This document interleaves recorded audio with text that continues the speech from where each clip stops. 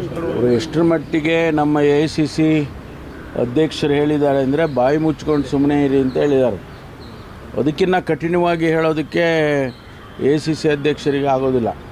ಅಷ್ಟಾದರೂ ಕೂಡ ನಮ್ಮಲ್ಲಿ ಶಾಸಕರಾಗಲಿ ಮತ್ತು ಮುಖಂಡರುಗಳಾಗಲಿ ಪದೇ ಪದೇ ಅದ್ರ ಬಗ್ಗೆ ಮಾತನಾಡ್ತಕ್ಕಂಥದ್ದು ಸರಿ ಕಾಣಿಸೋದಿಲ್ಲ. ಇದು ನಿಲ್ಲಬೇಕಿದು. ಯಾಕೆ ಅಂತ ಹೇಳಿದರೆ ನಾವು ಆಡಳಿತದ ಕಡೆ ಗಮನ ಹರಿಸಬೇಕು. ಜನಸಮುದಾಯ ನಮ್ಮನ್ನು ನಿರೀಕ್ಷೆ ಮಾಡಿರೋದೇ ಬೇರೆ. ಅದು ಬಿಟ್ಟು ನಾವು ಈ ರೀತಿ ಸಾರ್ವಜನಿಕವಾಗಿ ಇದನ್ನೆಲ್ಲ ಮಾತಾಡಿಕೊಂಡು ಒಬ್ಬೊಬ್ಬರು ಒಂದೊಂದು ಹೇಳಿಕೆ ಕೊಟ್ಕೊಂಡು ಹೋಗೋದು ಸರಿ ಕಾಣಿಸೋದಿಲ್ಲ. ಹೈಕಮಾಂಡ್ನವರು ಕೂಡ ಇದನ್ನು ಗಮನಿಸ್ತಾ ಇದ್ದಾರೆ ಅಂತ ನಾನು ಅಂದ್ಕೊಂಡಿದ್ದೇನೆ.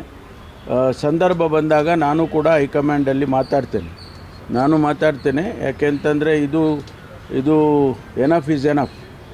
ಇದು ನಿಲ್ಲಬೇಕಿದು ನಾವು ಜನ ನಮ್ಮನ್ನು ಗಮನಿಸ್ತಾರೆ. ಜನ ನಮ್ಮನ್ನು ನಿರೀಕ್ಷೆ ಮಾಡೋದೇ ಬೇರೆ. ಅಭಿವೃದ್ಧಿ ಕಡೆ ಗಮನ ಕೊಡಬೇಕೇ ವಿನಃ ಇದನ್ನು ಏನು ಹೈಕಮಾಂಡ್ನವ್ರಿಗೆ ಗೊತ್ತಿದೆ ಯಾವಾಗ ಏನು ಮಾಡಬೇಕು ಅಂತೇಳಿ ಅದನ್ನು ಮಾಡ್ತಾರೆ ಅವರು. ಇದೇನು ಹೊಸದ ಹೈಕಮಾಂಡಿಗೆ? ಕಾಂಗ್ರೆಸ್ ಪಕ್ಷದಲ್ಲಿ ಇಂಥ ಸನ್ನಿವೇಶಗಳು ಭಾಳ ನೋಡಿದ್ದಾರೆ.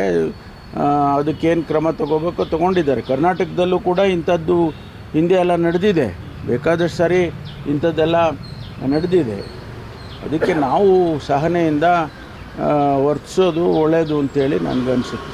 RCB ಚಿನ್ನಸ್ವಾಮಿ ಸ್ಟೇಡಿಯಂನಲ್ಲಿ ನಮ್ಮ ಮ್ಯಾಚ್ಗಳನ್ನ ರೀಸ್ಟಾರ್ಟ್ ಮಾಡ್ಬೋದು ಅಂತ ನನ್ನ ಕ್ಯಾಬಿನೆಟ್ ಕೂಡ ಒಪ್ಪಿಗೆಯನ್ನು ಸೂಚಿಸಿರುವಂಥದ್ದು. ಏನು ಕಂಡೀಷನ್ಸ್ ಹಾಕಿರೋ ಸರ್ ಅವರಿಗೆ? ಅಲ್ಲ, ಇನ್ ಪ್ರಿನ್ಸಿಪಲ್ ನಾವು ಅವರಿಗೆ ಅನುಮತಿಯನ್ನು ಕೊಡ್ತೇವೆ ಅಂತ ಹೇಳಿದ್ದೇವೆ. ಜಸ್ಟಿಸ್ ಕುನ್ನಾ ಅವರು ಏನು ರೆಕಮೆಂಡೇಷನ್ಸ್ ಮಾಡಿದ್ದಾರೆ ಅದನ್ನು ಅನುಷ್ಠಾನ ಮಾಡಬೇಕು ಅಂತ ಮೊದಲೇ ಹೇಳಿದ್ದೀವಿ ನಾವು. ಮತ್ತು ಅದರಲ್ಲಿ 3 ಭಾಗ ಇದೆ.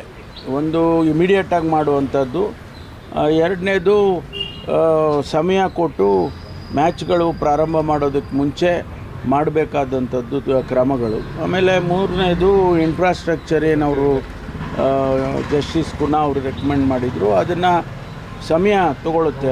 ಅದನ್ನು 3